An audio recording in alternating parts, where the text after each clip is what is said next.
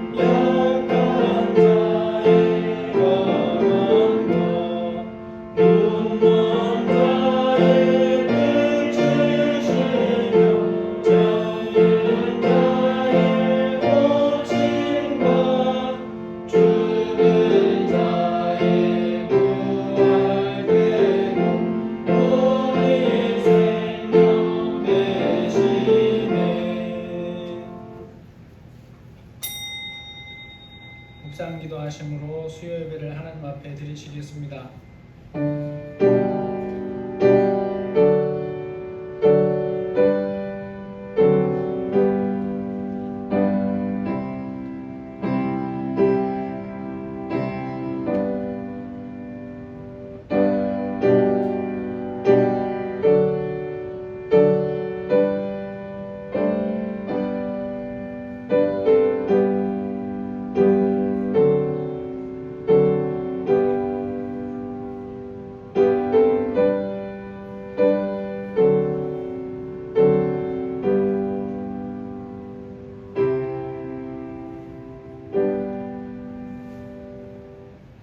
사도신경으로 신앙 고백하시겠습니다. 전능하사 천지를 만드신 하나님 아버지를 내가 믿사오며 그 외아들 우리 주 예수 그리스도를 믿사오니 이는 성령으로 잉태하사 동정녀 마리아에게 나시고 본디오 빌라도에게 고난을 받으사 십자가에 못 박혀 죽으시고 장사한 지 사흘 만에 죽은 자 가운데서 다시 살아나시며 하늘에 오르사 전능하신 하나님 우편에 앉아 계시다가 저리로서 산자와 죽은 자를 심판하러 오시리라. 성령을 믿사오며 거룩한 공예와 성도가 서로 교통하는 것과 죄를 사하여 주시는 것과 몸이 다시 사는 것과 영원히 사는 것을 믿사옵나이다. 아멘. 찬송가 88장입니다.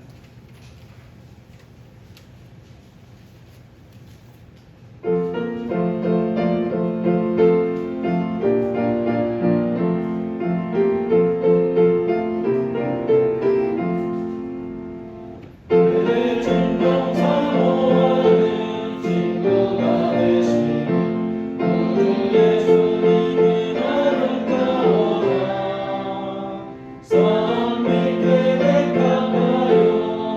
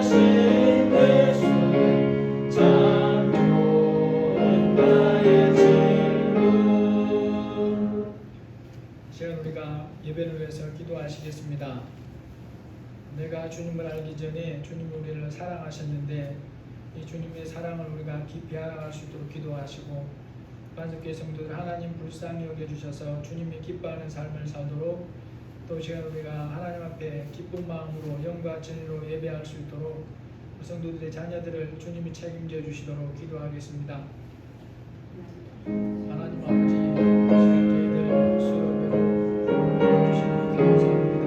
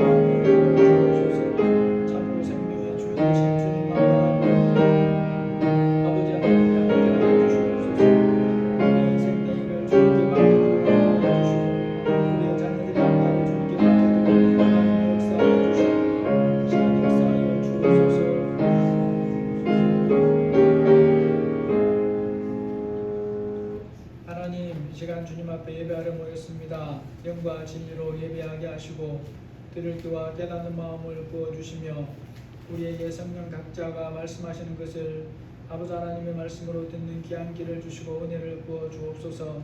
반석교회 모든 성도들을 주님이 인도하여 주시고 세밀하게 역사하시고 간섭하시고 주장해 주옵소서. 예수님의 이름으로 기도합니다. 아멘.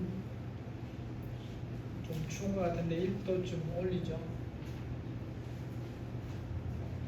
하나님 말씀 출애굽기 25장 10절에서 22절입니다.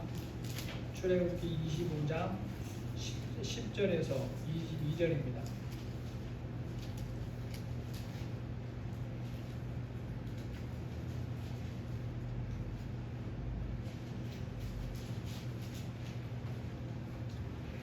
(25장 10절에서 22절입니다) 그들은 조각목으로 궤를 짜되 길이는 2규빗 반, 너비는 1규빗 반, 높이는 1규빗 반이 되게 하고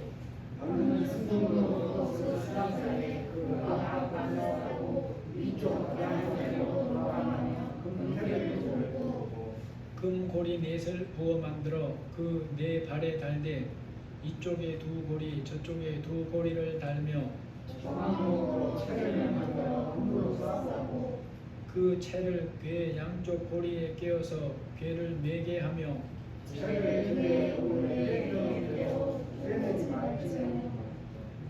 내가 내게 줄 증거판을 궤 속에 둘지며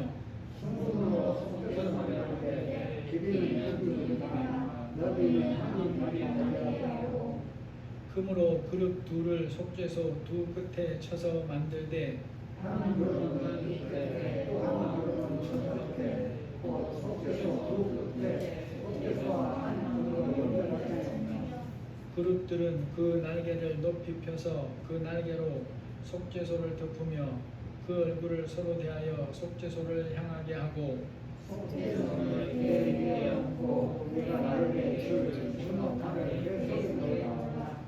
거기서 내가 너와 만나고 속죄소 곧 중극의 위에 있는 두 그릇 사이에서 내가 이스라엘 자손을 위하여 내게 명령한 모든 일을 내게 이르리라. 아멘. 사람들이 가정집에서 사용하는 물건 중에 크게 보면 역할은 한 가지인데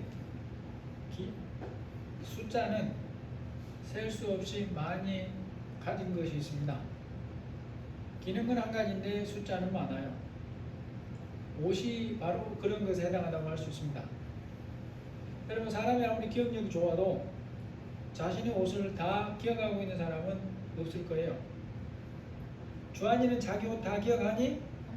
모르지. 몇 개 있는 거를 몰라요. 대부분의 가정마다 그런 게 또 한 가지가 있습니다. 그릇이 그런 거죠. 그릇은 수납장에 수납을 하고 사용하는 경우가 대부분이니까 문을 딱 열면 한눈에 보일 수도 있어요. 두 눈에 다 보일 수도 있어요. 그렇지만 개수는 알고 있는 사람이 없습니다. 숫자에 대해서 그렇게 알 수 없다고 해서 그러면 쓸모가 전혀 없는데도 소중하게 여기면서 가지고 있는 그릇들이 있을까? 그런 것은 또 없죠. 왜냐하면 쓸모가 전혀 없다라고 판정이 나버린 것이면 그것을 소중하게 여기면서 가지고 있을 필요가 없기 때문에 그런 거죠. 그것이 어떤 그릇이든지 주인의 마음에 쓸모가 전혀 없으면 그때부터는 이제 의미가 없는 것입니다. 그런데 보면 당장에 쓰지는 않지만 또 지난 수년간 안 썼지만 그래도 집에 있는 그릇들은 얼마든지 있어요. 그리고 또 버리지 않습니다.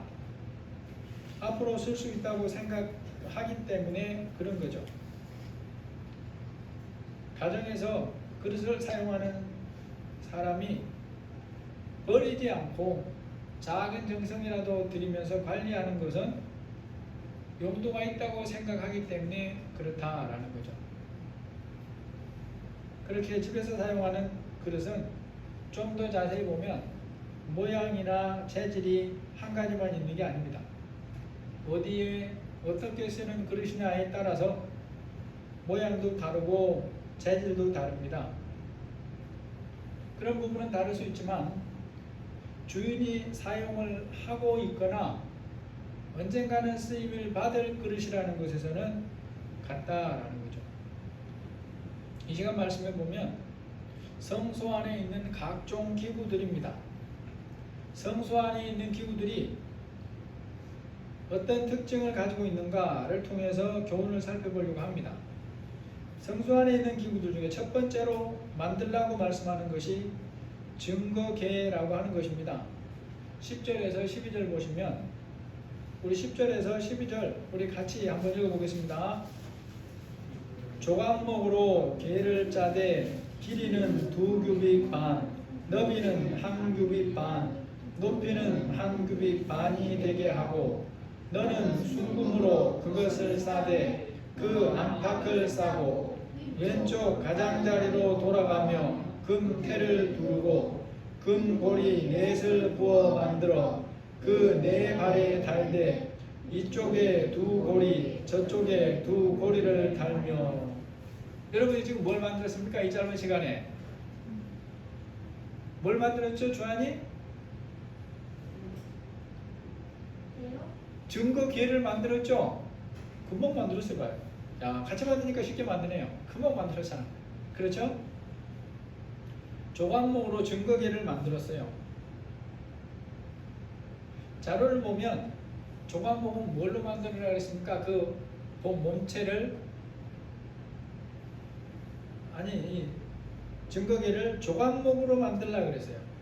이 조각목은 어떤 나무냐 자료를 찾아보니까 이스라엘 백성들이 통과하는 그 시내 반도 혹은 아라비아 반도 이런 곳에 종종 잘 자라고 있는 일종의 아카시아 나무라고 설명이 되어 있어요. 재질이 곱고 단단해서 그런 것들을 만들기에 좋답니다. 여기에다가 이제 금이나 놋 등을 입히는 정도는 달라지는데 성소에 있는 기구들은 다 이 조각목으로 만듭니다. 나중에 컵판도 조각목으로 만들어요.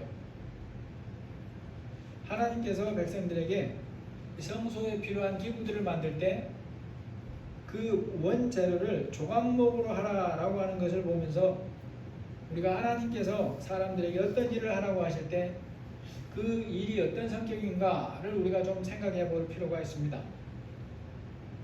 그 사람이 처한 현재 상황에서 하나님 말씀에 순종하려고 하는데도 불구하고 할 수 없는 어떤 것을 요구하는 하나님이 아니라는 거예요.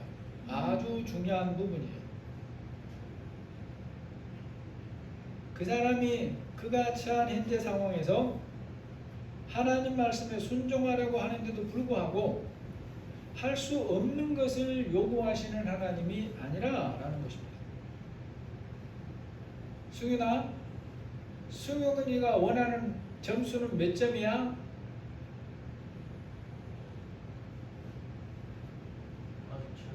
아직 잘 모르겠어요?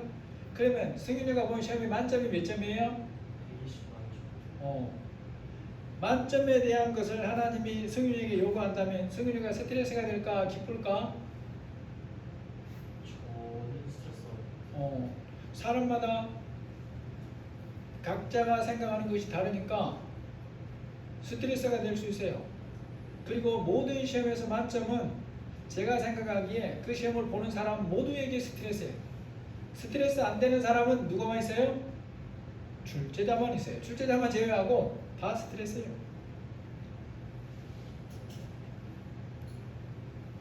하나님께서 그런 것을 요구하시는 하나님인가? 오늘 말씀에 보면 생각해 봐야 될 말씀이 있어요. 열왕기상 17장에 보면 엘리야의 청을 받은 사르밧 과부라는 여인이 나옵니다. 엘리야는 하나님이 말씀을 가서 하라고 하니까 어쩔 수가 없어서 하나님의 말씀이니까 그 여인에게 전하는 말씀이 있어요. 열왕기상 17장 10절 11절을 보니까 엘리야가 일어나 사르밧으로 가서 성문에 이를 때에 한 과부가 그곳에서 나뭇가지를 줍는지라. 이에 불러 이르되 청하건대 그릇에 물을 조금 가져다가 내게 마시게 하라. 그가 가지러 갈 때에 엘리야가 그를 불러 이르되 청하건대 내 손에 떡 한 조각을 내게로 가져오라. 엘리야는 하나님이 가라고 하시는 곳으로 갔어요. 사르밧이라는 곳으로 갔어요. 그랬는데 거기 가서 여인을 보고 도무지 이런 말을 할 수가 없다는 것을 알았어요. 왜냐하면 여인이 어느 정도나 가난한가가 눈에 딱 보였거든요. 더구나 엘리야는 영성이 아주 뛰어나요. 사람을 보고 하나님이 깨닫게 해주신 영성으로 많은 부분을 알아요. 그런데도 엘리야가 이렇게 말하는 것은 하나님이 그렇게 말하라고 엘리야에게 시켰거든요. 그러니까 눈에 보이면 못하겠는데 보고는 못하겠는데 하나님이 하라고 했으니까 엘리야도 한 거예요. 그러니까 아니나 다를까 엘리야의 심장이 딱 맞아요. 엘리야의 청을 들은 여인이 자기 형편이 이럽니다 라고 말합니다. 그가 이르되 당신의 하나님 여호와께서 살아계심을 두고 맹세하노니 나는 떡이 없고 다만 통에 가루 한 움큼과 병에 기름 조금뿐이라. 내가 나뭇가지 두엇을 주어다가 나와 내 아들을 위하여 음식을 만들어 먹고 그 후에는 죽으리라. 여러분 엘리야의 요청을 받은 이 여인이 처한 물리적인 환경의 어려움이 어떠한가 한번 생각해 보세요. 사람 입장에서 보면 참으로 뭐합니까? 딱합니다. 딱해. 얼마나 딱합니까? 엘리야에게 떡을 나누고 주고는 싶지만 줄 떡이 없는 것이 현실이에요. 여기에는 여인이 과장하는 게 아니잖아요.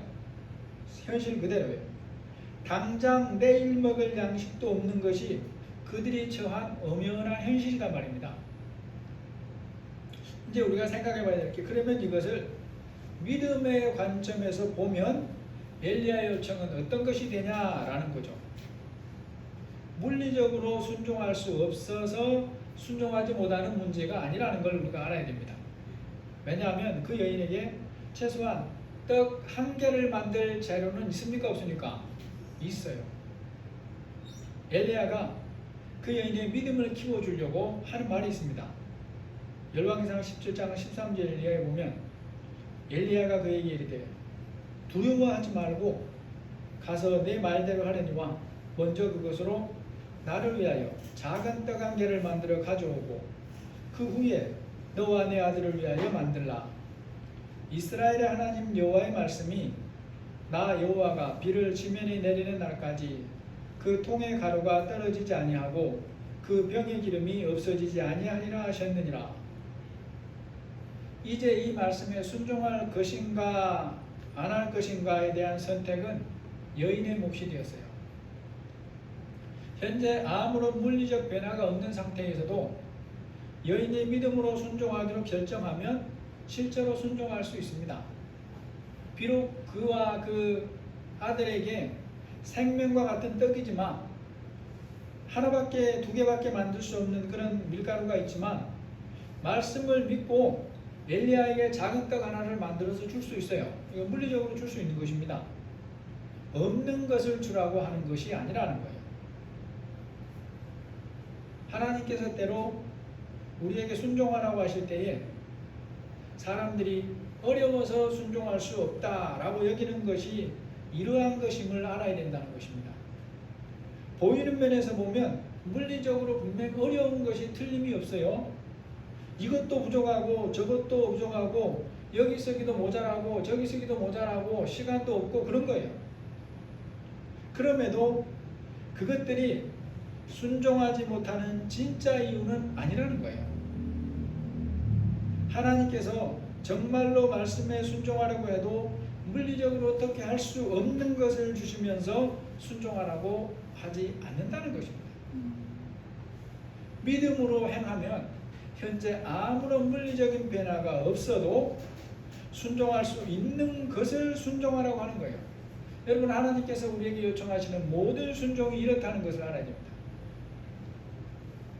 지금 보이는 면에서 보면 현재 광야에 있는 이스라엘 백성들에게 성막을 지으라고 하시는 것이 보기에는 어려워 보이는 것이 분명한 사실이에요.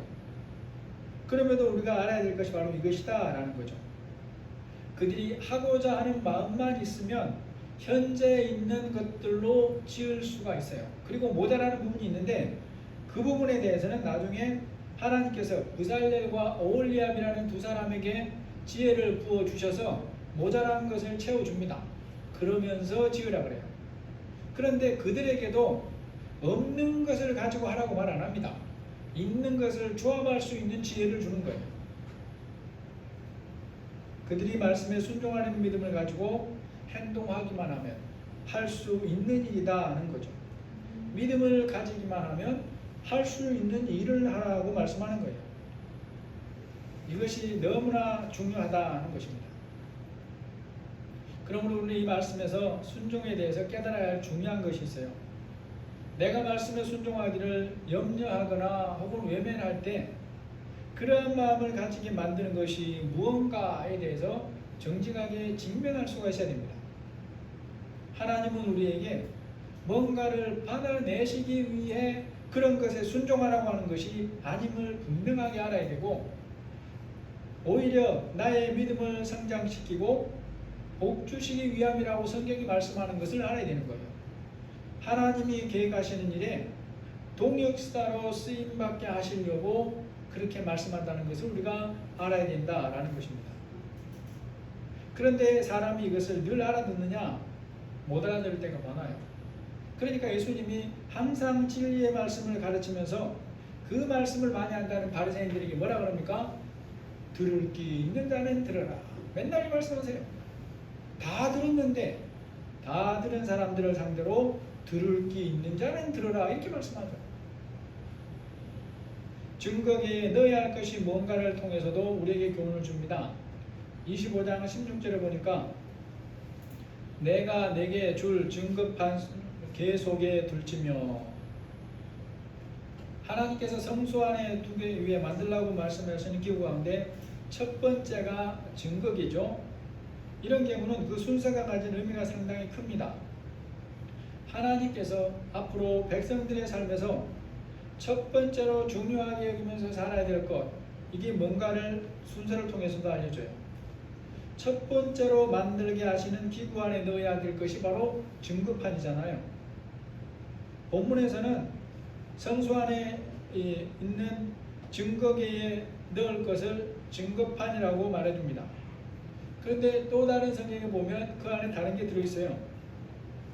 히브리서 9장 4절에 보면 사면을 금으로 싼 언약궤가 있고 그 안에 만나를 담은 금 항아리와 아론의 쌍난 지팡이와 언약의 돌판들이 있고 라고 말합니다.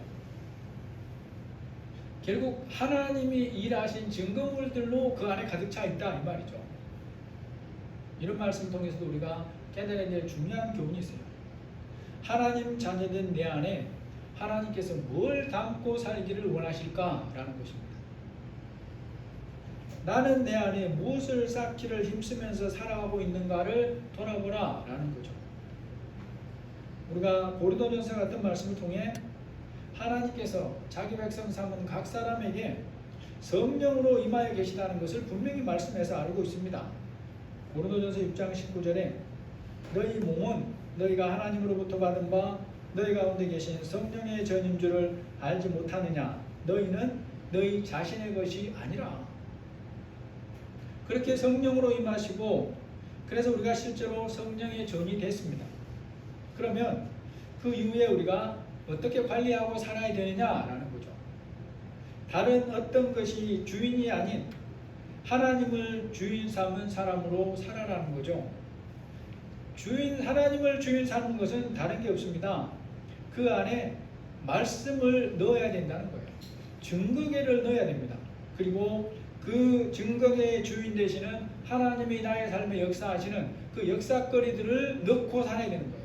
이게 하나님이 원하시는 거죠.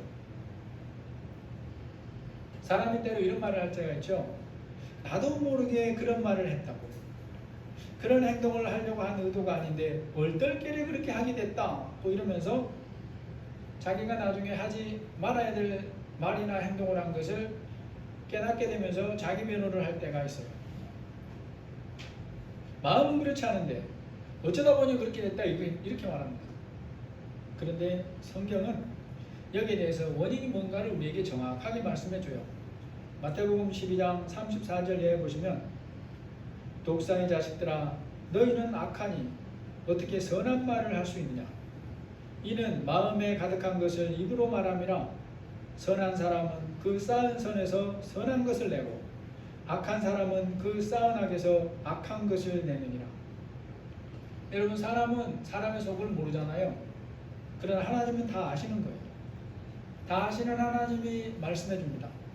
사람의 변명이 무엇이든지 그가 입으로 하는 말, 그것은 그 사람 안에 그것이 들어있기 때문이다 라는 거예요.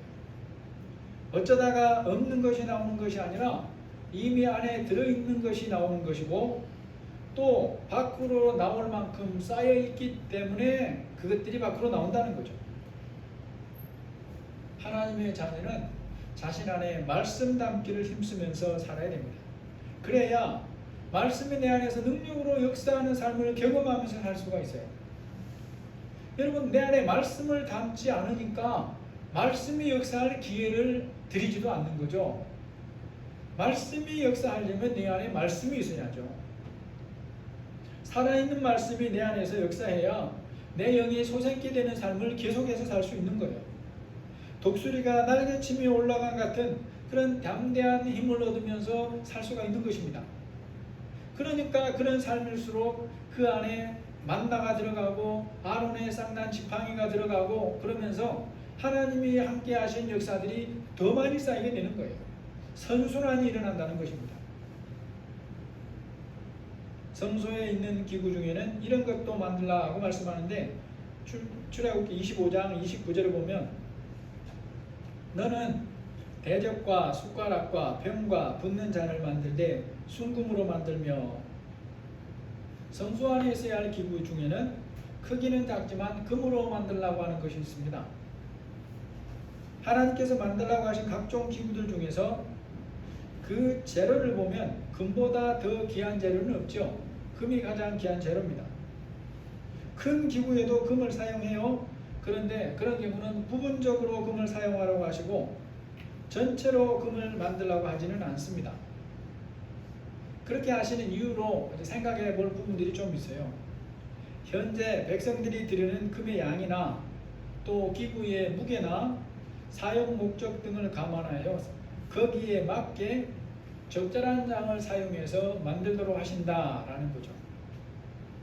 중요성에서 보면 증거계가 첫 번째로 중요한 기구인데 그 전체를 금으로 만들라고 하지 않습니다. 일정한 부분만 금으로 싸라라고 하죠. 그것 전체를 만들 정도의 금이 있다고 해도 그러한 정도의 크기를 금으로만 만든다면 아마도 무게도 엄청나게 무거울 것 같아요. 하나님께서 그러한 부분에 대해서 세밀하게 말씀해 주시고 그대로 만들어야 된다라는 것입니다. 그런데 대접과 숟가락과 병과 붓는 잔은 금으로만 만들어라 라고 합니다. 이러한 크기의 기구들은 사람들이 보기에도 다른 기구들과는 다르게 전체를 금으로 만들어도 될 것 같다고 생각할 수도 있어요. 예를 들어서 이러한 정도의 크기를 다른 재질과 섞어서 만든다면 더 어렵게 여길 수도 있습니다. 이제 우리가 여기서 생각해 봐야 될 게 있습니다. 하나님께서 이러한 기구를 금으로 만들라고 하시는 이유가 뭘까라는 거죠. 여기에 대해서 본문이나 이 성소 만드는 기구 만드는 관련된 부분에서는 말씀하는 게 없어요. 그것을 결정하시는 하나님께서 어떤 것은 금으로 만들기로 결정하시고 어떤 것은 금으로는 태만 만들기로 결정하시고 이런 것들을 다 모세에게 정해서 말씀해 주기 때문에 그렇습니다. 이제 하나님이 이렇게 말씀하실 때 사람들은 궁금하잖아요. 왜 그렇게 하실까? 사람인지라 그런 생각을 해보는 것 자체는 잘못이 아닙니다만은 사람이 가진 궁금증에 대해서 하나님께서 다 알려주셔야 할 이유는 없어요. 우리가 때로 그런 생각들을 하죠. 학교에서 선생님이 여러분한테 뭔가를 가르칠 때 혹은 뭔가를 해오라고 할 때 이유를 말해줄 수 있는 경우들이 많아요.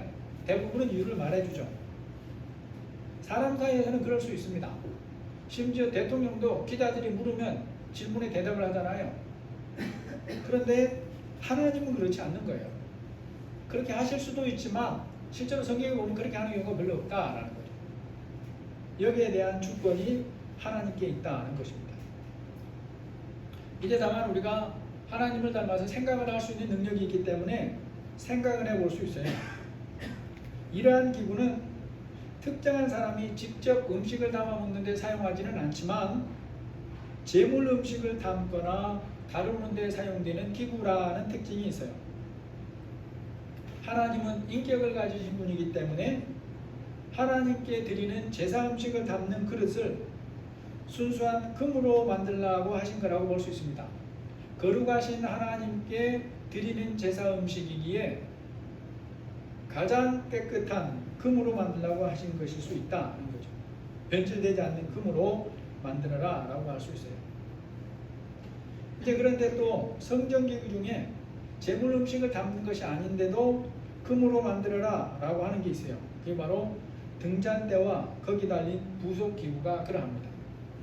그런데 이것도 역할을 통해서 보면 짐작해 볼 수 있는 부분들이 있어요.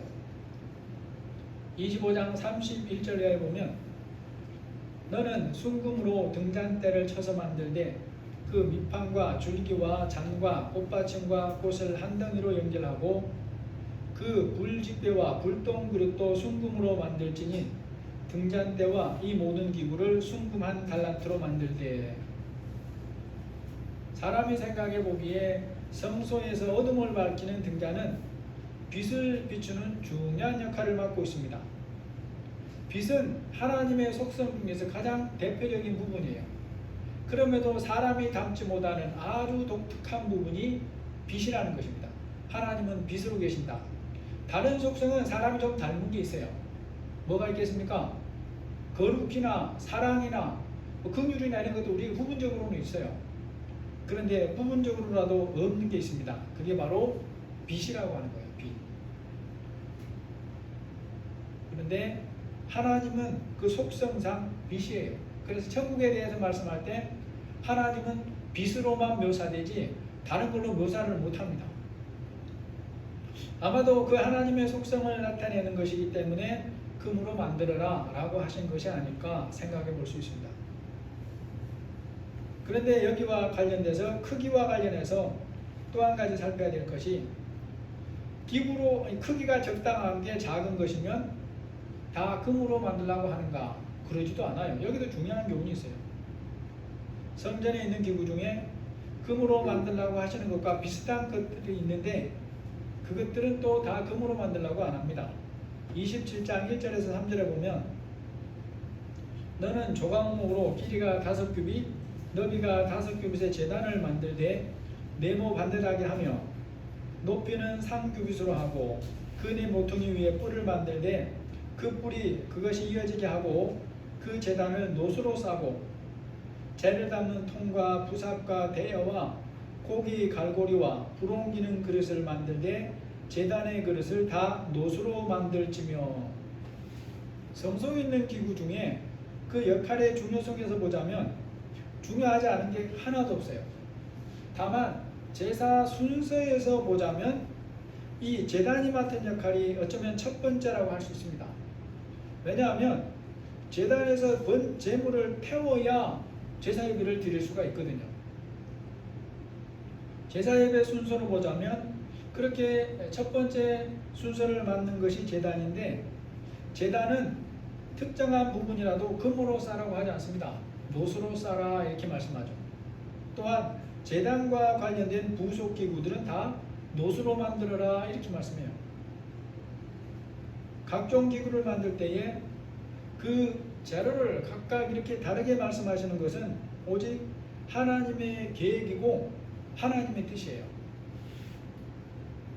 재료를 그렇게 다르게 만들거나 다르게 사용하고 말씀하시는 이유로 드러난 것을 통해 말씀해 주시지는 않습니다. 다만 앞에 살펴본 것처럼 역할이 뭔가를 통해서 짐작해 볼 수 있다라는 거죠. 역할. 당시에 이스라엘 사람들이 가지고 있는 그런 금속 중에서 구하고 사용할 수 있는 금속 중에서 성전 기구에 사용하라고 한 것 중에 녹는 온도가 가장 높은 게 노시입니다. 금보다 더 녹는 온도가 높아요. 재물을 수시로 태워야 하는 제단을 감싸는 재료를 볼 때 녹보다 좋은 것이 없어 보이는 거예요. 재물을 태우는 정도는 너끈하게 견디는 재료다라는 것입니다. 여러분, 성소에 있어야 할 기구들을 만드는 재료가 각기 다른 것에는 오늘 우리 교회 공동체와 지체를 이룬 우리에게 주시는 여러 중요한 교훈들이 있습니다. 성전에 반드시 있어야 할 기구임에도 각기 다른 재료와 크기를 만들게 하시는 것을 통해서도 우리 삶에 적용할 중요한 교훈들이 있다라는 거죠. 하나님께서 성소기구에 대해 이렇게 말씀하시는 것을 통해서 성전된 우리가 깊이 깨달아야 될 가장 중요한 교훈이 있습니다. 모든 것의 주권이 누구에게 있다는 것입니까? 하나님께 있다는 거예요. 하나님께. 사람의 입장에서 왜 하나님 이 정도 크기로 이렇게 만듭니까? 물어볼 수는 있지만 거기에 대해서 하나님이 다 대답해 줘야 될 필요가 없어요. 주권이 누구에게 있습니까? 하나님께 있어요. 제가 하나님, 승윤이는 왜 키가 저리 큰데 저는 키가 이리 작습니까? 물어볼 수는 있죠. 그런데 하나님께서 거기에 대답해 줘야 될 그런 의무가 없어요. 그것은 하나님께 속한 주권이라는 것입니다. 이것을 인정하는 것이 아주 중요해요. 그러한 모든 것의 크기와 재료를 정하신 분이 하나님이라는 거예요. 거기에 대해 백성의 지도자인 모세가 이렇게 저렇게 하면 좋겠습니다 제안한 것이 없어요. 모세를 제외한 장로들이 모여서 투표를 해서 뽑아가지고 회의해서 하나님 성소의 기구는 이런 크기로 이런 재료로 이렇게 만들면 좋겠습니다 제안한 게 없어요. 성소에 대한 모든 것을 결정하신 분은 오직 하나님이라는 것입니다. 그러면 오늘날 하나님 자녀된 우리의 삶에 대한 모든 주권은 누구에게 있겠습니까? 하나님께 있는 거예요. 하나님께 있다고 생각은 하는데 부분적으로만 있는 게 아닙니다. 또 몸이 죽은 후에 천국에 가는 것과 관련된 부분에 대해서만 있는 것이 아니에요. 말씀 그대로 하나님 자녀에 대한 모든 주권이 오직 하나님께 있다라는 것입니다. 주권이 하나님께 있지만 하나님은 그것을 하나님의 지혜로 사용해요. 굉장히 감사할 부분이에요. 그래서 자기 자녀를 지극히 사랑하시지만 자원하는 순종을 원하시지만 하나님의 백성을 상대로 뭘 할 때 강제로 하시질 않아요. 아주 감사하고 중요한 부분이에요. 강제가 아니라 성령으로 감동하시고 깨닫게 하시고 인격적으로 다가오시고 그러면서 자원함으로 순종하기를 원하시는 거예요. 내가 너의 인생을 이렇게 인도해 가기 원하는데 너의 삶을 내게 맡겼으면 좋겠다. 하나님께서 우리에게 그렇게 말씀한단 말이죠. 그런데 이제 때로 어떤 사람들이 이렇게 간증하는 경우들이 없지 않아 있습니다. 하나님을 믿지 않거나 믿어도 순종하지 않고 살다가 사고나 질병이나 자기 힘으로 어쩔 수 없는 일을 겪고 나서 믿게 되었다거나 돌이키게 되었다고 이런 말하는 사람들이 있어요. 그럴 수도 있습니다. 사람이 무지하기 때문에 하나님 따로 그런 방법을 사용할 수도 있어요. 그런데도 우리가 알아야 됩니다. 하나님은 아무런 경고도 없이 처음부터 곧바로 그런 방법을 사용하시는 분은 아니더라는 거예요. 성경에 그런 경우는 없습니다. 심지어 우시아가 그 다윗 시대에 법궤를 옮기다가 소가 뛰니까 잡으려고 하다 현장에서 죽잖아요. 그것도 그 이전에 이미 말씀해 주신 거예요. 법궤는 절대로 손으로 대지 마라. 고리를 꿰어서 메어서 옮겨라. 다 알려준 거예요, 사실. 사람이 무지하기 때문에 하나님의 책상 두드림을 깨닫지 못하다가 나중에 자기가 너무 고집이 세니까 하나님이 거기에 맞는 그런 해조리를 사용할 수는 있습니다.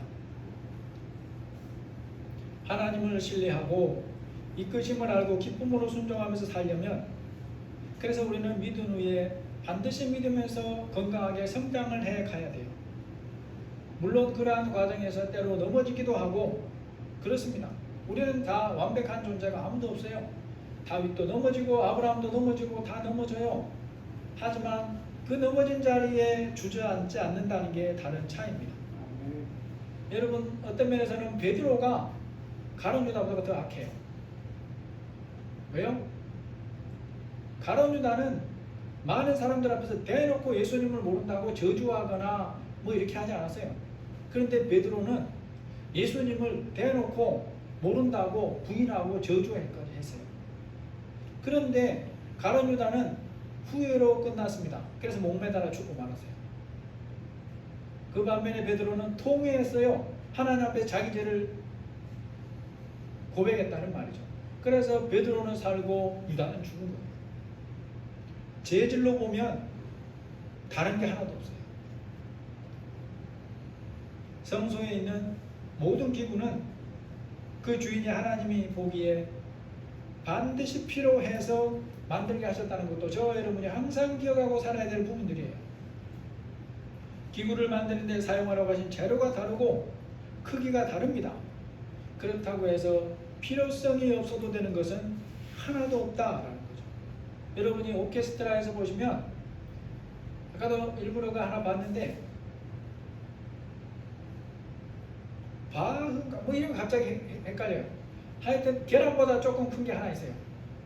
그런데 그것이 없이는 그 오케스트라 전체 속에서 오케스트라가 내고자 하는 소리를 못 내는 거예요. 그래서 그 소리를 내는 사람이 거기 들어 있습니다. 그런데 사실 그건 없어도 되죠. 어떤 사람은 못 듣거든요. 그러나 하나님의 성전의 기구는 다른 거예요. 그 중에서 사람이 보기에는 작고 별 볼 일 없고 하찮게 보이는 것이 있을 수 있어요. 그러나 그것을 만드신 하나님이 보시기에는 그렇지 않다는 거예요.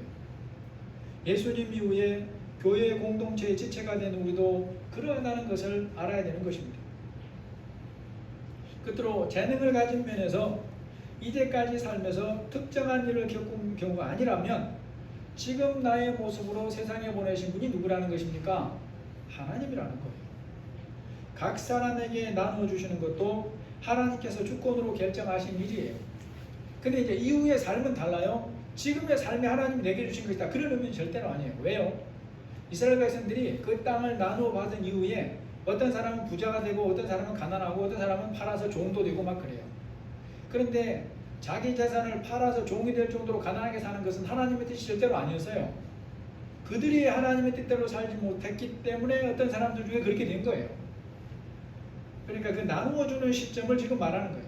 나누어 주는 시점이 하나님 보시기에는 인구 수대로 가족 수대로 그 토양의 질을 따라서 가장 적절하게 나눠줬다는 거예요. 다르지만 하나님 보시기에 그런 거죠. 저나 여러분도 마찬가지라는 거예요. 그러므로 우리의 삶에 대한 책임을 누가 져야 됩니까? 하나님이 져주시는 것은 하나님께 맡긴 사람이 그런 거예요. 맡기고 살았을 때 그분이 책임을 져요. 그리고 맡겼으면 사람이 보기에 어떠냐 이건 상관이 없어요. 12명의 제자들이 다 뭐 했다고 그랬습니까? 다 순교했다고 그랬잖아요. 결혼도 못한 사람들이 많아요. 그런데 사람이 보기에는 그런 것들은 다 실패인데 하나님 보시기에는 다 성공한 자들이에요. 하나님의 영원한 나라에서 12기둥이 돼서 빛난다고 계시록에 말씀하고 있습니다. 우리에게 나눠준 모든 것들은 하나님이 주권으로 결정하신 일이에요. 지금의 나를 하나님의 자녀로 삼으시고 앞날에 살면서 동역자로 삼기를 원하시는 것도 하나님이시고 영원한 하나님 나라 이르기까지 함께 해주시겠다고 약속하신 분도 하나님이다 라는 것입니다. 오늘 말씀을 정리해 보겠습니다. 하나님이 우리를 동역자로 사용하실 때에 세상 방법으로 하지 않습니다. 저는 이 부분에 대해서는 너무나 확신하게 하나님의 말씀을 확인하고 기쁜 사람이에요. 다른 사람과 비교하여 사용하지 않아요. 경쟁을 시켜서 하나님이 원하시는 등수 안에 드는 자들만 사용하지 않습니다. 우리가 가져야 될 힘과 위로가 여기에 있어요. 성소에는 각기 다른 재료로 각기 다른 크기로 만든 기구들이 있어요. 그것들은 다 하나님이 보시기에 필요해서 만들게 하시는 것들입니다. 예수님의 몸된 교회에 또한 우리를 그러한 지체로 부르신 분이 하나님이에요. 전능하신 하나님께서 절대 주권을 가지고 우리를 하나님의 자녀로 삼으셨고 앞날의 삶을 하나님의 동역자로 살게 하시려고 우리를 부르셨다는 것을 기억하시고 지금의 나의 모습이 전부가 아님을 믿고 부르신 하나님의 뜻에 합당하게 믿음으로 반응하며 사시기를 예수님의 이름으로 축복합니다.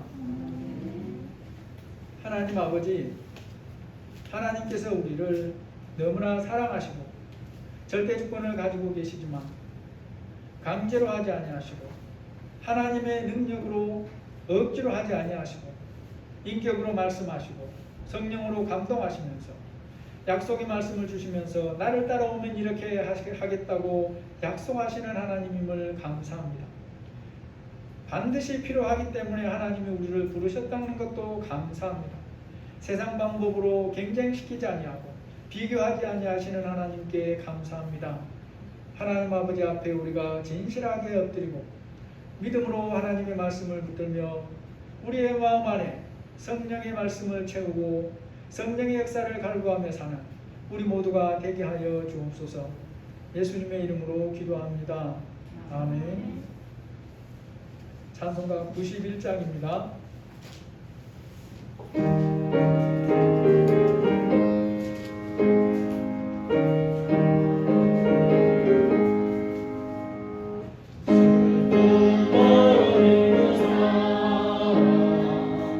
예수